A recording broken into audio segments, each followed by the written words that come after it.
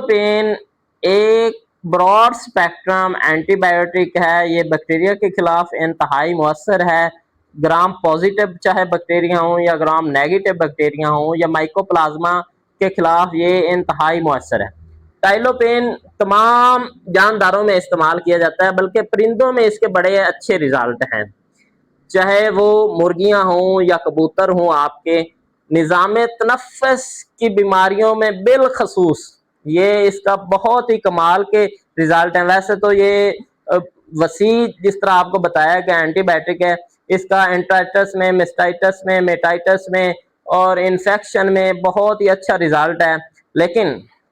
جو بالخصوص اس کا ہم زیادہ استعمال کرواتے ہیں وہ یہ نظام تنفس کی بیماریوں میں، جیسے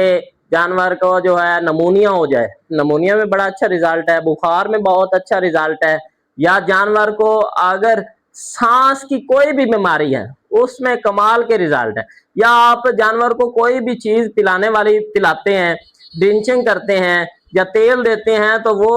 خوراک والی نالی کی بجائے سانس والی نالی میں چلی جاتی ہے، جس سے جانور کی موت واقع ہو سکتی ہے۔ تو وہاں اس میں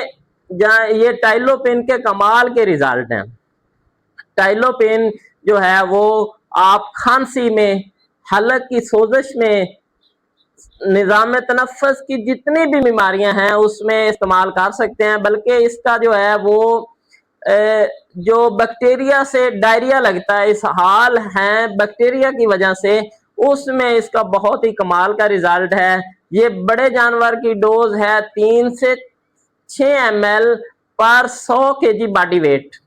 اور جو ہے یہ بھیڑ بکریوں میں 1 ml پر 10 kg باڈی ویٹ کے حساب سے آپ جانور کو IM انٹرا مسکولر لگا سکتے ہیں، پٹھے میں لگا سکتے ہیں۔ ٹھیک ہے جی، اس کا استعمال کریں، یہ باقی ٹیکوں کی نسبت تھوڑا سا مہنگا ضرور ہے لیکن اس کے کمال کے ریزلٹ ہیں، خاص کر مرغیوں میں نظام تنفس کی بیماریاں، بخار ہو گیا، کھانسی ہوگی، ان کے حلق کی سوزش ہوگی، یا CRD بیماری، ایکولائی بیماری میں یہ انتہائی مؤثر ہے، یا بیکٹیریا سے ان کو جو ڈائریا لگتا ہے